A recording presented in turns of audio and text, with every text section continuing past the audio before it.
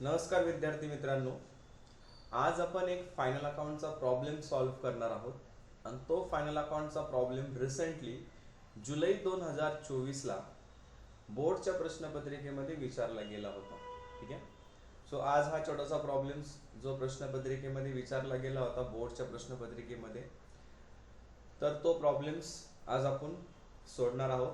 या सिरीजमध्ये, या यूट्यूबच्या सिरीजमध्ये आजपर्यंत बोर्डाला जे काही क्वेश्चन्स विचारले होते, फायनल अकाउंटचे असेल, नॉन ट्रेडिंगचे असेल, ॲडमिशन रिटायरमेंट डेटचे असतील, डिझोल्युशन्सचे असतील, इश्यू ऑफ शेअर्सचे असतील, बिल्स ऑफ एक्सचेंजचे असतील, तर या सिरीजमध्ये आपण जवळपास प्रत्येक टॉपिकचे बोर्डात विचारलेले 10 क्वेश्चन्स पेपरचे प्रॉब्लेम सॉल्व्ह करणार आहोत. इन केस आपल्याला जमलं तर आपण त्याच्यापेक्षा जास्त सुद्धा प्रॉब्लेम्स जे बोर्डामध्ये बऱ्यापैकी जास्त वेळा रिपीट झालेले आहेत, जास्त वेळा त्यांनी बोर्डाला प्रश्नपत्रिकेमध्ये ते क्वेश्चन्स विचारलाय किंवा तो प्रॉब्लेम्स विचारलाय, तर आपण वेळ वाया न घालवता आज जो क्वेश्चन पेपर बोर्डाला त्यांनी विचारलाय 2024 जुलैला, तो आपण फायनल अकाउंटचा प्रॉब्लेम सॉल्व्ह करायला सुरुवात करू.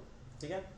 प्रॉब्लेम सॉल्व्ह करत असताना बऱ्याच वेळा जे टीचर्स आहेत ते वेगवेगळ्या पद्धतीने प्रॉब्लेम सॉल्व्ह करतात. प्रॉब्लेम सॉल्व्ह करण्याची पद्धत जरी वेगळी असली तरी एकंदरीत end of the result same असतो. जो प्रॉब्लेमचा बॅलन्स शीट्स असती, जी टॅली होती, ती सेम झाली पाहिजे. ठीक आहे. सो माझं बेसिकली प्रॉब्लेम सॉल्व्ह करताना सगळ्यात अगोदर मी ट्रायल बॅलन्सच्या खाली ज्या काय ॲडजस्टमेंट दिलेल्या असतात त्या सगळ्यात अगोदर सॉल्व्ह करतो. ॲडजस्टमेंट कंप्लीट झाल्यानंतर ट्रायल बॅलन्समध्ये जे अकाउंट्स तुमचे टिक करायचे राहिलेत किंवा पोस्टिंग करायचे राहिलेत, किंवा ते एक एक अकाउंट पोस्टिंग करायचं आणि त्याच्यानंतर ट्रेडिंग अकाउंट क्लोज करायचं, profit and loss account close करायचं आणि देन बॅलन्स शीट क्लोज करायचं. तर ऑलरेडी मी कॉलम केलेले आहेत. सो कॉलम ज्या पद्धतीने तुम्हाला दिसतात ते मी थोडेसे मोठे करतो.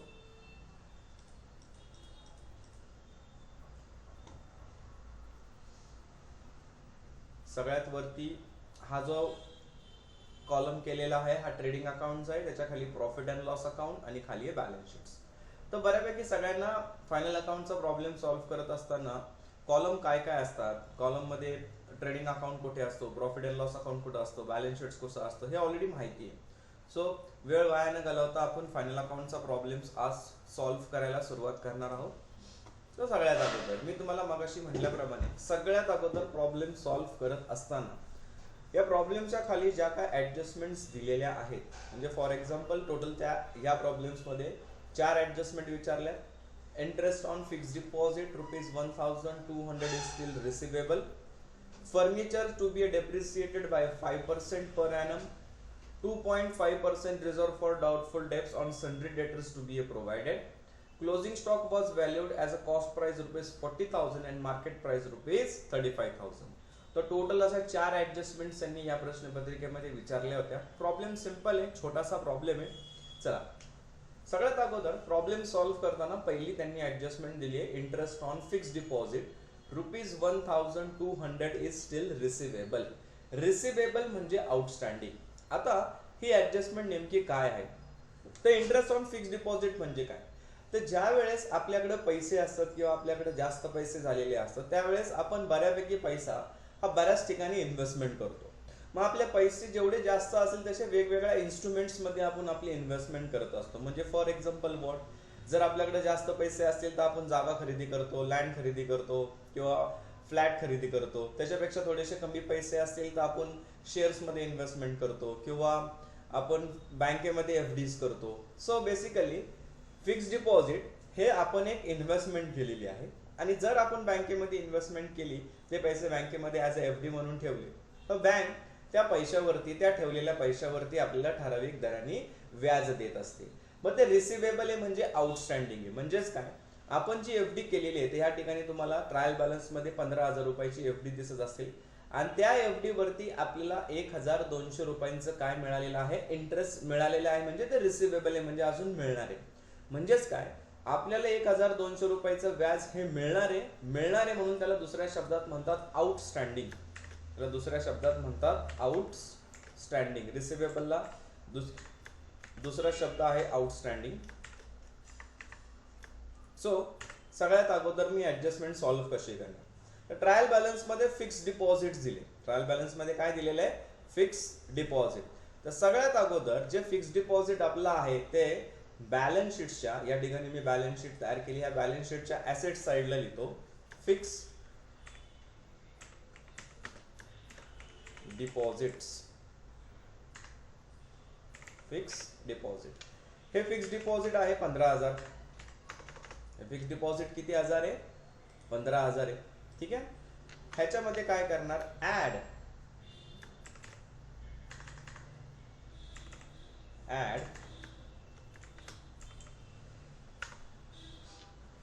एक मिनिट, त्याची जी साईज आहे ती मी छोटी करतो थोडीशी आणि बोल्ड लेटर्स काढून टाकतो आणि छोटासा चेंज करतो फक्त.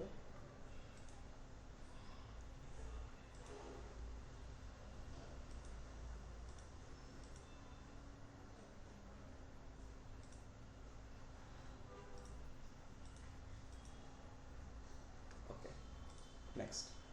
ऍड आपल्याला जे व्याज मिळालं होतं ते याच्यामध्ये काय करणार? ऍड. तर किती रुपये व्याज मिळालं होतं आपल्याला?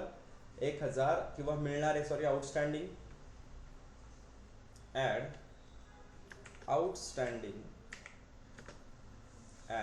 Outstanding interest on fix deposit म्हणजेच एफडी, आणि ते व्याज आहे 1,200, 1200 रुपये. ठीक आहे. म्हणजे आता आपल्या एफडी ची रक्कम जी झालेली आहे ती एफडी ची रक्कम आहे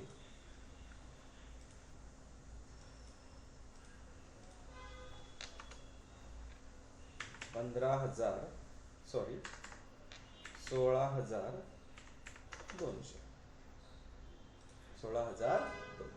ठीक आहे. आणि हे एफडी वरचं इंटरेस्ट आपलं इन्कम असल्या कारणामुळे प्रॉफिट अँड लॉस अकाउंटच्या कुठल्या साईडला लिहिणार? क्रेडिटला. तर प्रॉफिट अँड लॉस अकाउंटच्या क्रेडिटला आपल्याला एक जागा सोडून द्यायची आहे, कारण की तिथं ग्रॉस प्रॉफिट लिहितो. सो ट्रायल बॅलन्स मध्ये आपल्याला already interest on fix deposit दिले बघा. Interest received on a fix deposit म्हणजे काय की आपलं जे काय व्याज होतं 1200 रुपये, ठीक आहे, त्याच्या अगोदर आपल्याला 1,000 रुपयाचा इंटरेस्ट ऑलरेडी मिळाला आहे आणि आता आपल्याला 1200 रुपयाचा इंटरेस्ट जो आहे तो रिसिवेबल आहे, म्हणजे आउटस्टँडिंग आहे. मग या व्याजामध्ये हे व्याज काय करायचं? Add.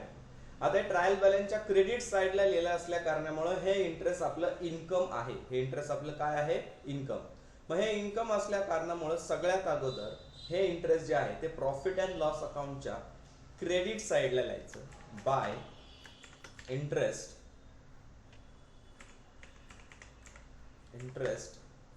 On FD. Interest on FD. ते व्याज आपलं मगाचं होतं ट्रायल बॅलन्स मधलं 1,000 रुपये, आणि आत्ताचं जे व्याज तुम्हाला मिळालेलं आहे 1200, ते याच्यामध्ये काय करायचं? ऍड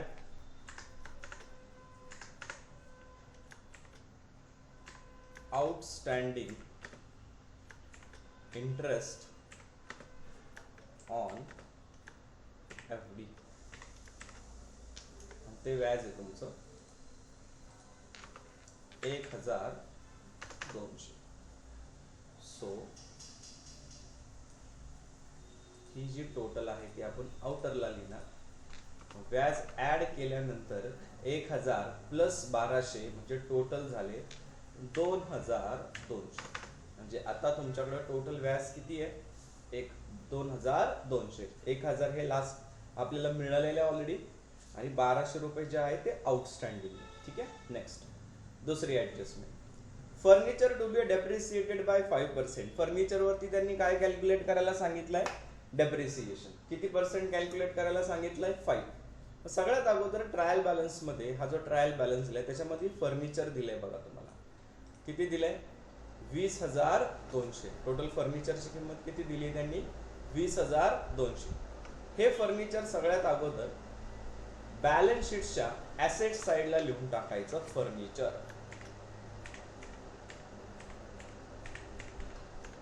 ठीक आहे. नेक्स्ट डेप्रिसिएशन म्हणजे आपण ते ऍसेट्स वापरल्यामुळे त्याची झीज होते, त्यामुळे त्याच्यामधनं डेप्रिसिएशन हे आपल्याला काय करावं लागणार? लेस. म्हणून लेस डेप्रिसिएशन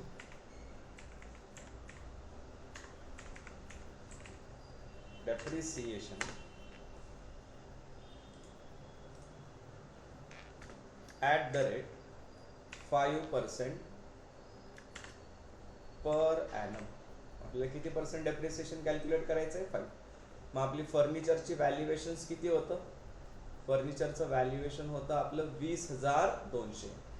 मग इथं मी ॲसेट साईडला लिहितो माझं फर्निचरचं व्हॅल्युएशन, जे फर्निचरचं व्हॅल्युएशन आहे 20,200. त्यातनं डेप्रिसिएशन काय करायचं? लेस. आता बघा, लक्ष द्या, कोणत्याही संख्येवरती जर तुम्हाला पर्सेंटेज कॅल्क्युलेट करायचा असेल तर त्याचा एक सिंपल रूल आहे. त्याचा सिंपल रूल असा आहे की तुम्हाला फर्निचरवरती 5% डेप्रिसिएशन कॅल्क्युलेट करायचं. तर कोणत्याही संख्येवरती जर तुम्हाला 10%, सोपं पहिलं सांगतो, 10% डेप्रिसिएशन किंवा इंटरेस्ट कॅल्क्युलेट करायचं असेल तर शेवटचा एक शून्य कमी करायचा. आणि शेवटचा एक शून्य जर कमी केला तर त्याच्यानंतर जी रक्कम दिसती तुम्हाला 2020 दिसती. हे तुमचं 10% रक्कम आहे. आणि याच्यात जर तुम्हाला 5% काढायचं असेल तर जे 10%चं उत्तर आलंय त्याचं जर अर्ध केलं, म्हणजे 2020चं जर तुम्ही अर्ध केलं तर उत्तर येतं 1010. उत्तर किती आलं? 1010. हे तुमचं काय झालं? डेप्रिसिएशनची व्हॅल्यू. आता डेप्रिसिएशन वजा करून त्याची रक्कम येणार आहे 20,200 मधनं 1010 जर मायनस केले त्याचं उत्तर येणार 19,190. आन्सर किती आलं? 19,190. आणि हे जे डेप्रिसिएशन आहे हा तुमचा लॉस आहे, म्हणून प्रॉफिट अँड लॉस अकाउंटच्या डेबिटला टू डेप्रिसिएशन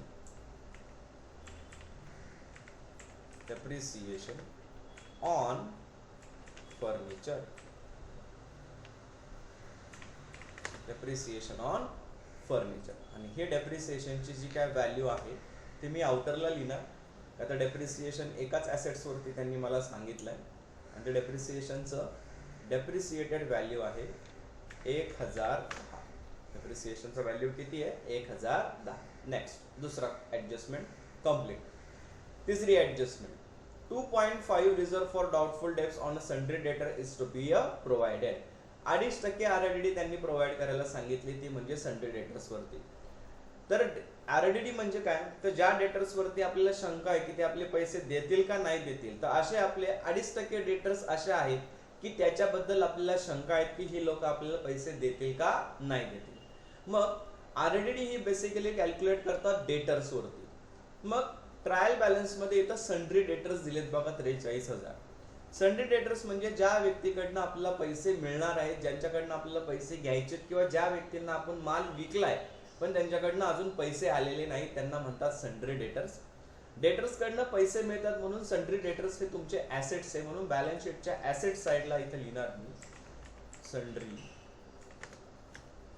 डेटर्स. आणि ह्या सन्ड्री डेटर्सची किंमत आहे, मग अशी आपण पाहिली होती, सन्ड्री डेटर्स किती हजार आहे? 43,000. 43,000. सन्ड्री डेटर्स किती आहेत? 43,000. त्यातनं काय करणार? लेस RDD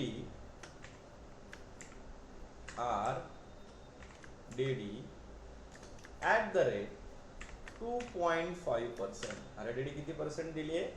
2.5%. ठीक आहे. मग आता 2.5% कॅल्क्युलेट करणं सुद्धा सोपं आहे. बघा, लक्ष द्या. आता 2.5% जर कॅल्क्युलेट करायचं असेल तर मी थोडंसं डिटेल्स लिहितो. बघा इथे थोडेसे डिटेल्स लिहितो. 43,000 वरती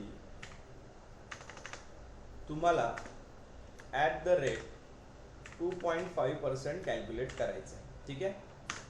तर कॉलेजमध्ये तुम्हाला पेपरच्या टायमिंगला तर कॅल्क्युलेटर्स अलाउड नाही, बट ही गोष्ट पटकन होते थोडंसं. तर सगळ्यात अगोदर 43,000च्या जर तुम्हाला ॲट द रेट 10% जर काढायचं असेल, किती टक्के काढायचं असेल? 10% जर कॅल्क्युलेट करायचं असेल तर काय करायचं? शेवटचा एक शून्य कमी करायचं. शेवटचा जर एक शून्य कमी केलं तर उत्तर किती आलं? 4,300. उत्तर किती आलं? 4,300. हे झालं तुमचं किती टक्क्याचं उत्तर? 10.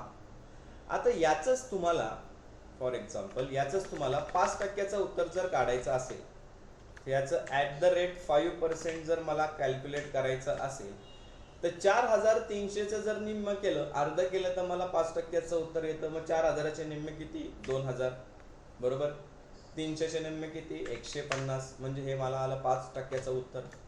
आणि याचं जर मला अर्ध करायचं असेल म्हणजेच मला किती टक्क्याचं उत्तर मिळेल? 2.5%चं उत्तर मिळेल.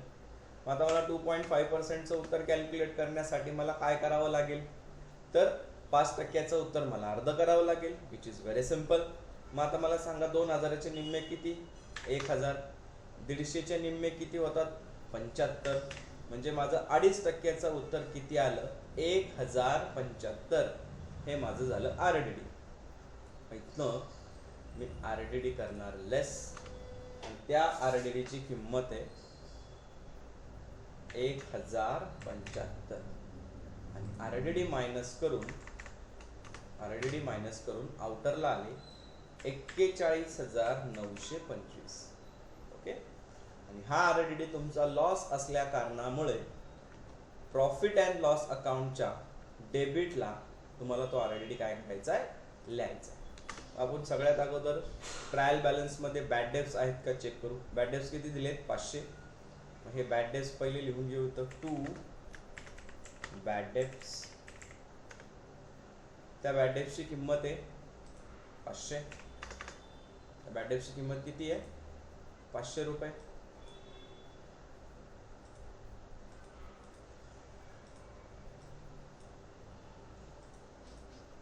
नेक्स्ट ह्याच्यामध्ये काय करणार आपण? मगाशी RDD ऍड RDD, तो RDD आपला आलाय. सॉरी, इथं लायबिलिटीला लिहिलं. इथं 2 बॅड डेब्ट्स, तो बॅड डेब्ट्स आहे आपला 500. त्याच्यामध्ये काय करणार? ऍड RDD, आणि तो RDD आपला मगाशी आलेला आहे 1075 रुपये. RDD किती आलाय? 1075. आणि ही टोटल आउटरला आली 1575. टोटल आउटरला किती आली? 1575. नेक्स्ट, पहिली ऍडजस्टमेंट झाली, दुसरी ऍडजस्टमेंट झाली, आता तिसरी ऍडजस्टमेंट. तिसरी ऍडजस्टमेंट काय दिली बघा? Closing stock was valued at a cost price ₹40,000 and market price ₹35,000. ज्यावेळेस प्रॉब्लेम्स मध्ये 2 क्लोजिंग स्टॉक दिलेले असतात त्यावेळेस त्यातला जो छोटा क्लोजिंग स्टॉक असतो, जी रक्कम छोटी असते, त्याचं क्लोजिंग स्टॉक म्हणून ट्रीट केली जाते. तर ह्या 40,000मध्ये आणि 35,000मध्ये सगळ्यात छोटी रक्कम जी आहे ती 35,000 आहे. सो क्लोजिंग स्टॉक आपल्यासाठी जो आहे अवेलेबल तो म्हणजे 35,000. क्लोजिंग स्टॉक हा ट्रेडिंग अकाउंटच्या क्रेडिट साइडला लिहितात. सो इथं ट्रेडिंग अकाउंटच्या क्रेडिट साइडला मी इथे लिहितो by closing stock. By closing stock. आणि हा क्लोजिंग स्टॉक आपल्याला त्यांनी दिलेला आहे किती हजार? 35,000. ठीक आहे. किती हजार दिलाय? 35,000. मग इथं मी लिहितो 35,000. नेक्स्ट, हा क्लोजिंग स्टॉक म्हणजे तुमच्या बिझनेस मध्ये at the end of the year जो स्टॉक अवेलेबल राहिलेला आहे तो. बिझनेस मध्ये अवेलेबल राहिलेला स्टॉक हा तुमच्या बिझनेसचं ऍसेट्स असतं. म्हणून बॅलन्स शीटच्या ऍसेट साइडला क्लोजिंग स्टॉक, क्लोजिंग स्टॉक. आणि हा क्लोजिंग स्टॉक त्यांनी आपल्याला प्रॉब्लेमच्या खाली ऍडजस्टमेंट मध्ये दिला होता 35,000. 35,000. किती हजार दिलाय? 35,000. 35,000. तर प्रॉब्लेमच्या खाली जेवढे पण ऍडजस्टमेंट होतील त्या सगळ्या संपल्या. आता जे जे अकाउंट पोस्टिंग करायचे राहिले ते पटपट पोस्ट करायचं. पोस्टिंग करताना सगळ्यात अगोदर पहिला अकाउंट कोणता आहे? स्टॉक. पहिला अकाउंट कोणता आहे? स्टॉक. हा जो स्टॉक त्यांनी दिलेला आहे हा आहे ओपनिंग स्टॉक. हा कोणता स्टॉक आहे? ओपनिंग. ओपनिंग स्टॉक हा ट्रेडिंग अकाउंटच्या डेबिटला लिहितात. मग इथं ट्रेडिंग अकाउंटच्या डेबिटला 2 ओपनिंग स्टॉक. आणि हा ओपनिंग स्टॉक त्यांनी आपल्याला दिलेला आहे 30,800. ओपनिंग स्टॉक किती दिलाय त्यांनी? 30,800. ठीक आहे. ओपनिंग स्टॉकच्या खाली त्यांनी दुसरा अकाउंट दिलाय परचेसेस. परचेसेस दिलाय 80,000. ज्यावेळेस प्रॉब्लेम्स मध्ये परचेसेस दिलेले असतात तर लगेच क्रेडिटला परचेस रिटर्न आहेत का नाही चेक करायचे. हे परचेस 80,000 आहेत, रिटर्न्स काहीच नाहीये. मग हे 80,000 जसेच्या तसे ट्रेडिंग अकाउंटच्या डेबिटला ओपनिंग स्टॉकच्या खाली लिहिणार टू परचेस. टू परचेस आणि ते परचेस आपल्याला दिले होते मगाशी आपण बघितले 80,000. 80,000 टोटल परचेस किती दिले त्यांनी? 80,000. नेक्स्ट परचेस नंतर दिले त्यांनी सॅलरी. परचेस नंतर काय दिले? सॅलरी. सॅलरी हा प्रॉफिट अँड लॉस अकाउंटच्या डेबिटला लिहिणार टू काय लिहिणार? सॅलरी. किती दिली त्यांनी सॅलरी? टोटल 6,800. सॅलरी किती दिली त्यांनी? 6,800. 6,800. टोटल सॅलरी किती दिली आहे? 6,800. नेक्स्ट आहे वेजेस. वेजेस म्हणजे मजुरी. मजुरी आपण देतो कामगारांना. मजुरी कोणाला देतो? कामगारांना. सो वेजेस लिहिणार आपण ट्रेडिंग अकाउंटला. वेजेस किती दिले त्यांनी? 10,500. मग ट्रेडिंग अकाउंटच्या डेबिटला परचेसेसच्या खाली टू काय लिहिणार? To wages. हे जे वेजेस त्यांनी आपल्याला प्रॉब्लेम्स मध्ये दिलेले आहेत ते आहेत 10,500. सॉरी, वेजेस किती दिलेत? 10,500. वेजेस संपल्यानंतर पुढचा जो अकाउंट आहे, वेजेस संपल्यानंतर नेक्स्ट अकाउंट जो आहे तो आहे रॉयल्टी. रॉयल्टी सुद्धा ट्रेडिंग अकाउंटच्या कुठल्या साईडला लिहितात? डेबिटला. मग त्या ट्रेडिंग अकाउंटच्या डेबिटला टू रॉयल्टी. To royalties. आणि हे रॉयल्टी त्यांनी प्रॉब्लेम्स मध्ये दिलेले होते 3,200. रॉयल्टी किती दिली आहे? 3,200. Next printing and stationery. Printing and stationery हा प्रॉफिट अँड लॉस अकाउंटचा अकाउंट आहे, कारण प्रिंटिंग अँड स्टेशनरी ऑफिस मध्ये यूज होते. सो प्रॉफिट अँड लॉस अकाउंटच्या डेबिटला, प्रॉफिट अँड लॉस अकाउंटच्या डेबिटला to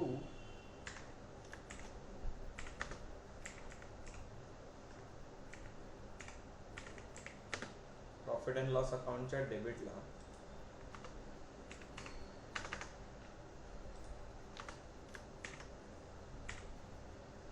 to printing and stationery. Printing and stationery. आणि ही प्रिंटिंग अँड स्टेशनरी आहे, प्रिंटिंग अँड स्टेशनरी आहे 4,500. 4,500. ठीक आहे. नेक्स्ट सॅलरी मी इथं प्रॉफिट अँड लॉस अकाउंटला लिहायची होती तर मी लायबिलिटीला लिहिली, चुकून मी चेक नाही केलं, सॉरी फॉर दॅट.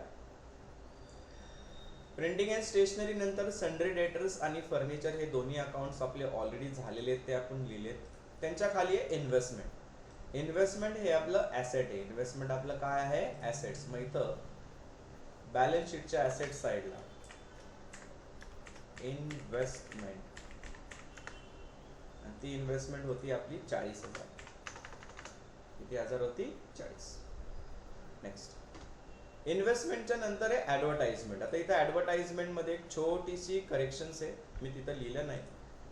त्यांनी ऍडव्हर्टाइजमेंट लिहिले फॉर, ब्रॅकेट मध्ये होतं फॉर 3 years.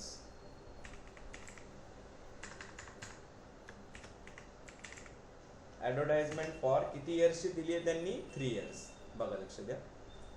ज्या वेळेस ऍडव्हर्टाइजमेंटचा खर्च त्यांनी 3 वर्षाचा असा दिलेला आहे, याचा अर्थ असा झाला की तुम्ही जी काय ऍडव्हर्टाइजमेंटचे 30,000 रुपयांचं पेमेंट केलेलं आहे ते ऍडव्हर्टाइजमेंटचं पेमेंट तुम्ही 3 वर्षासाठी देऊन टाकलेलं आहे. याचा अर्थ expenses of next year paid in current year, त्याला म्हणतात प्रीपेड एक्सपेन्सेस. त्याला काय म्हणतात? Prepaid expenses. तर आपण जे प्रॉफिट अँड लॉस अकाउंट तयार करतोय ते करंट इयरचं तयार करतोय. तसं कुठलंही इन्कम किंवा कुठले एक्सपेन्सेस जर असेल ते कंपल्सरी करंट इयरच असलं पाहिजे. ते जर नेक्स्ट इयरचं असेल, लास्ट इयरचं असेल तर ते लेस करतात, कारण की आपल्याला प्रॉफिट अँड लॉस हा करंट इयरचा शोधायचा आहे. मग या वर्षी आपण टोटल ऍडव्हर्टाइजमेंट साठी 30,000 रुपये खर्च केलेले आहेत. किती हजार रुपये खर्च केलेले आहेत? 30. आणि तो जो खर्च आहे तो आपण 3 वर्षासाठी केलेला आहे. तर आता काय करायचं, 30,000 भागिले जर 3 केलं तर एका वर्षाचा खर्च येतो 10,000. एका वर्षाचा खर्च किती हजार येतो? 10. आणि 3 वर्षाचा खर्च येतो 30,000. तर आपल्याला ह्या वर्षाचा खर्च विचारात घ्यायचा आहे. याचा अर्थ आपण ऍडव्हर्टाइजमेंटचा खर्च 2 वर्षाचा प्रीपेड केलाय. किती वर्षाचा प्रीपेड केलाय? 2. मग जे 2 वर्षाचा आपण ऍडव्हर्टाइजमेंटचे एक्स्ट्रा पैसे भरलेत किंवा ऍडव्हान्स पैसे भरलेले ते एक्सपेन्सेस आपलं करंट इयरचं नसलं कारणामुळे आपल्या ऍडव्हर्टाइजमेंट मधनं काय करावं लागतील? लेस. मग आता किती वर्षाचं लेस करायचं? तर 2 वर्षाचं, कारण की त्यांनी दिलंय 3 वर्षाचं तर आपल्याला एकच वर्षाचं ठेवायचंय. 2 वर्षाचं काय करणार? लेस. मग 30,000 भागिले जर 3 केलं तर एका वर्षाचं येतं 10,000, गुणिले जर 2 केलं तर 2 वर्षाचं किती हजार येतं? 20. मग सगळ्यात अगोदर ऍडव्हर्टाइजमेंट आपण प्रॉफिट अँड लॉस अकाउंटच्या डेबिटला लिहून टाकू. To advertisement. किती हजार रुपये दिली त्यांनी ऍडव्हर्टाइजमेंट? 30,000. या 30,000 काय करणार? लेस. काय करणार? लेस प्रीपेड ऍडव्हर्टाइजमेंट.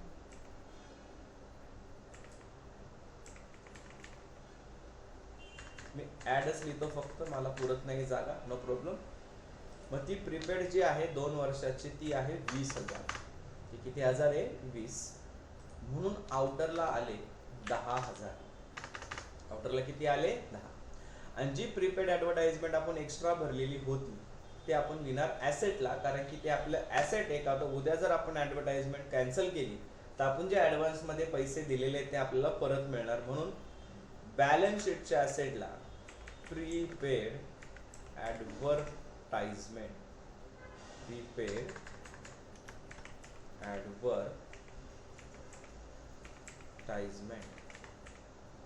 प्रीपेड ऍडव्हर्टाइजमेंट आपण ऍडव्हान्स मध्ये भरलेली जी होती ती होती 20,000. कंप्लीट. नेक्स्ट ऍडव्हर्टाइजमेंट 3 इयर्स संपल्यानंतर खाली आहे बॅड डेब्ट्स. बॅड डेब्ट्स मागाशी आहे ऑलरेडी आपलं झालेलं आहे, आपण आरडीडी मध्ये ऍड केलं. नेक्स्ट आहे cash in hand. Cash in hand हे आपलं ऍसेट आहे. सो बॅलन्स शीटच्या ऍसेट साइडला लिहून टाकू आपण कॅश इन हँड. आणि हे कॅश इन हँड आपलं त्यांनी किती दिले? 27,000. 27,000. कॅश इन हँड किती दिले? 27,000. कॅश इन हँड नंतर आहे फिक्स डिपॉझिट. तर फिक्स डिपॉझिट आपलं मगाशीच झाले. आपण फिक्स डिपॉझिट वरती एक ऍडजस्टमेंट होती ती सोडवली. आता ट्रायल बॅलन्सची डेबिट साइड झाली असेल तर ट्रायल बॅलन्सची क्रेडिट साइड. ट्रायल बॅलन्सच्या क्रेडिट साइडला पहिला अकाउंट दिलाय पार्टनरचं कॅपिटल बॅलन्स दिलाय, रसिका आणि दीक्षा. पार्टनरचा कॅपिटल बॅलन्स जो असतो तो लायबिलिटी साइडला लिहायचा असतो. कुठल्या साइडला लिहायचा असतो? लायबिलिटी साइडला. मग इथं लायबिलिटीला मी इथं लिहितो कॅपिटल बॅलन्स. त्याला मी थोडीशी अंडरलाईन करतो कॅपिटल बॅलन्सला. त्याच्या खाली पहिल्या ज्या पार्टनरचं नाव आहे ते मी लिहितो रसिका.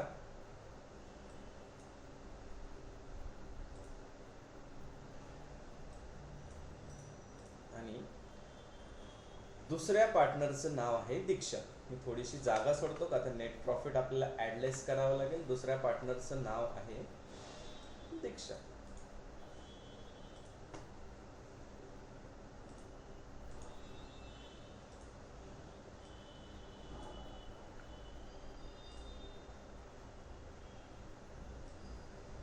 नेक्स्ट चलो, रसिकाचं कॅपिटल दिलंय 80,000 आणि दीक्षाचं सुद्धा किती दिलंय? 80,000. मग मी इथं लिहितो 80,000 रुपीज. आणि दीक्षाचं सुद्धा किती दिलंय? 80,000 झालं इथपर्यंत. Next sundry creditor. Sundry creditor सुद्धा कुठं लिहिणार, लायबिलिटी साईडला. इथं मी 2 वेळी जागा सोडतो आणि मी इथं लिहितो सन्ड्री क्रेडिटर्स. आता त्यांनी आपल्याला सन्ड्री क्रेडिटर्स किती दिलेत, सन्ड्री क्रेडिटर्स दिलेत त्यांनी 30,500. सन्ड्री क्रेडिटर्स किती दिलेत त्यांनी 30,500. आणि सगळ्यात एंडला दिलेत त्यांनी सेल्स, जे आपण ट्रेडिंग अकाउंटच्या क्रेडिटला लिहिणार बाय सेल्स. आणि सेल्स आपला दिलाय, मी परत एकदा बघतो, 1,20,000. टोटल सेल्स किती दिलेत आपल्याला 1,20,000. सो आपला प्रॉब्लेम सोडून झालाय. तर आता आपल्याला प्रॉब्लेम टॅली करायचा आहे, प्रॉब्लेम क्लोज करायचा आहे. तो थोडंसं मी कॅल्क्युलेट वापरेल. त्याचं कारण असं की क्लास खूप लेंदी होईल जर मी कॅल्क्युलेशन ओरली करत बसलो तर. तो सगळ्यात अगोदर आपल्याला ट्रेडिंग अकाउंटची बॅलन्सिंग करायचे. सो ट्रेडिंग अकाउंटचं बॅलन्सिंग करत असताना लक्षात घ्यायचं की ट्रेडिंग अकाउंटची क्रेडिटची टोटल ही काय असणार आहे, जास्त. मग ट्रेडिंग अकाउंटच्या क्रेडिटला आहे 1,20,000 आणि 35,000. मग मी काय करतो 1,20,000 प्लस 35,000. याची टोटल किती आली 1,55,000. याची टोटल किती आली 1,55,000. ती मी इकडे लिहितो 1,55,000. नेक्स्ट या 1,55,000 मला काय करायचंय, मायनस 30,800 मायनस 80,000 मायनस 10,500 मायनस 3,200. म्हणजे माझा ग्रॉस प्रॉफिट आलाय 30,500. ग्रॉस प्रॉफिट किती आला 30,500. मग मी इथं लिहितो टू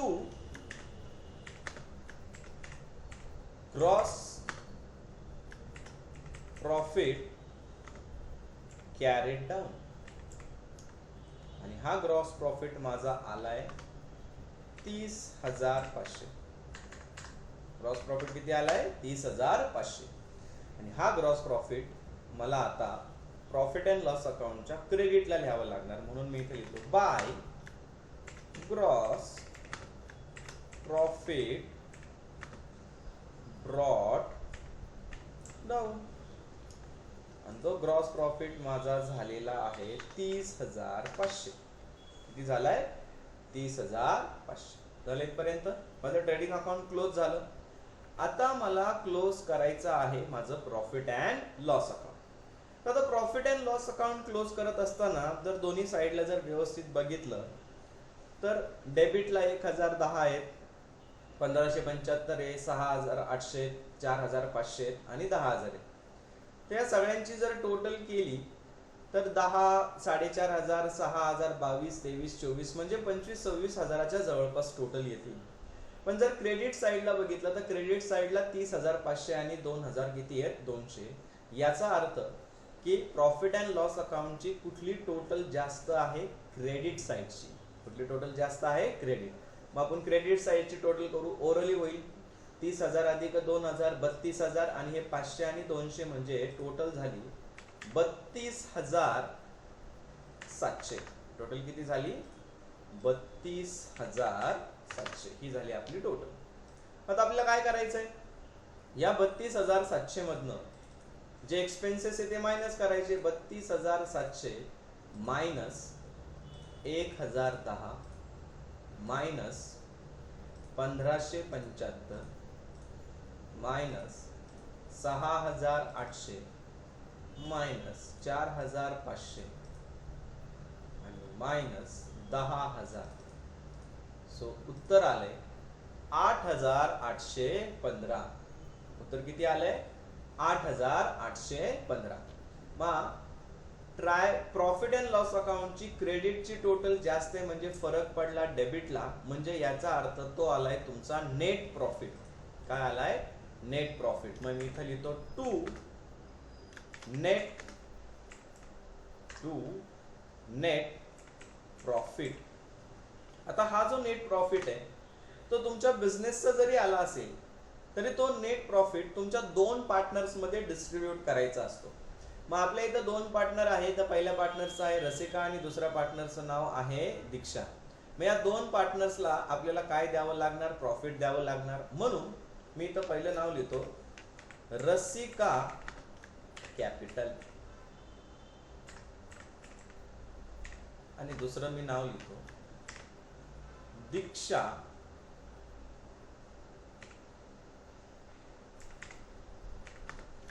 कॅपिटल. ओके. आणि प्रॉब्लेम्स मध्ये ज्या वेळेस प्रॉफिट आपला येतो तर तो प्रॉफिट कसा डिस्ट्रीब्यूट करायचा ह्याच्याबद्दल त्यांचा रेशो सांगितलेला असतो. तर वरती आपण वरती इथं जर प्रॉब्लेम्स बघितलं तर कुठेही त्यांनी रेशो सांगितलेला नाहीये. म्हणजे ज्या वेळेस प्रॉब्लेम्स मध्ये रेशो सांगितलेला नसतो त्यावेळेस त्यांचा जो काही रेशो असतो तो इक्वल पकडायचा असतो. इक्वल म्हणजे सेम, 1:1. मग मगाशीच आपण कॅल्क्युलेटर मध्ये नेट प्रॉफिट काढला होता, तो होता 8,815. आणि हा नेट प्रॉफिट जो आहे तो दोन्ही पार्टनरला आपल्याला इक्वल डिस्ट्रीब्यूट करायचा आहे, म्हणून याला डिवायडेड बाय 2 करायचं. डिवायडेड बाय काय करायचं, 2.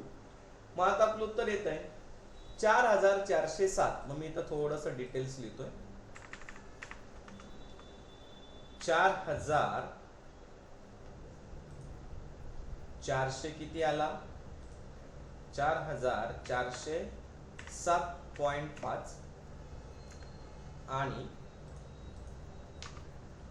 4,407.5. मग आता इथं 5चा फरक आलाय, तर ज्यावेळेस याचा 5चा फरक येतो तो पॉइंट मध्ये लिहायचं नसतं आपल्याला, कोणाला तरी 1 रुपया जास्त द्यायचा. मग जो पहिला आहे त्याला आपण 1 रुपया जास्त देऊ. त्याचं काय करू आपण, 7च्या ऐवजी किती करू, 8. 7च्या ऐवजी किती करायचे, 8. म्हणजे आपला नेट प्रॉफिट जो काय होता तो होता 8,815.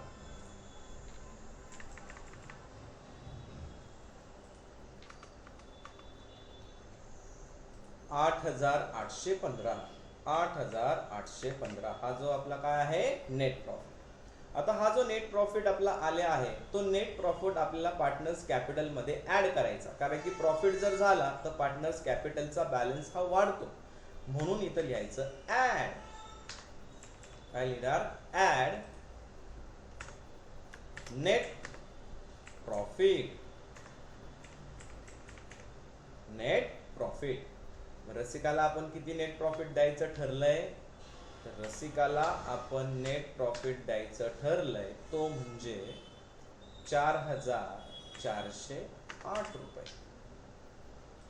4,408 म्हणजे टोटल कॅपिटल झालं रसिकाचं आता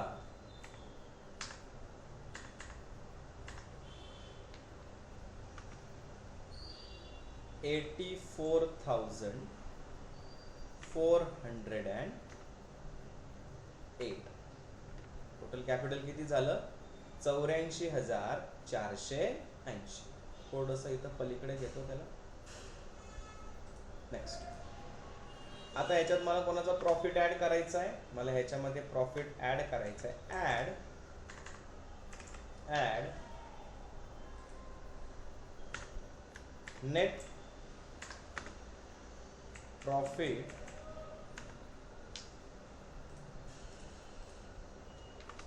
तो आहे 4,407. मग आता आपल्याला हे ऍड करून उत्तर आलं 84,407. तर किती आलं, 84,407 झालं इथपर्यंत. आता आपल्याला प्रॉब्लेम चेक करायचा, आपला प्रॉब्लेम टॅली असला पाहिजे. मग आता ॲसेट्स आणि लायबिलिटी दोन्हीही साईड आपल्या प्रॉब्लेमची काय असली पाहिजे, सेम. जर सेम असेल तर आपला प्रॉब्लेम टॅली आहे. जर इन केस आपला प्रॉब्लेमचे टोटल सेम नाही, बॅलन्स शीट सेम नाही, तर आपला प्रॉब्लेम काहीतरी काय झाला आहे, चुकलाय. मग आता चेक करू. फर्स्ट लायबिलिटी साईड करतो मी. 84,408 प्लस 84,407 प्लस 30,500 ही टोटल आली माझी सॉरी प्लस नाही केलं मी, सॉरी, 84,408 प्लस 84,407 प्लस 30,500 ही टोटल आली 1,99,350. 1,99,350. आता सेम टोटल आपली ॲसेटची सुद्धा आली पाहिजे, मग ती आहे का बघू. 16,200 plus 19,190 plus 41,925 plus 35,000 plus 40,000 plus 20,000 plus 27,000. So total are match or not. Total match नाही झाली. परत एकदा करतो. 1,99,350. सो मी चुकीची लिहिली वाटतं, परत एकदा चेक करतो. 84,408 प्लस 84,407 प्लस 30,500. सॉरी, ती बरोबर 1,99,300 किती आली? 15. 1,99,315. मी चुकून किती लिहिली होती? 350. सो आपला प्रॉब्लेम टॅली आहे. सो जर असा प्रॉब्लेम सोडवला तर या प्रॉब्लेम्सला तुम्हाला आउट ऑफ 12 मार्क मिळतील. ठीक आहे. Thank you so much. नेक्स्ट लेक्चरमध्ये आपण असाच अजून एक प्रॉब्लेम फायनल अकाउंटचा सॉल्व्ह करणार आहे. तर बेसिकली आपलं टार्गेट आहे की रोज एक प्रॉब्लेम सॉल्व्ह करायचा आणि जे प्रॉब्लेम्स परीक्षेला बोर्ड्सनी विचारलेले आहेत बेसिकली तेच प्रॉब्लेम आपण सॉल्व्ह करण्याचा काय करू प्रयत्न. Thank you so much. Bye bye.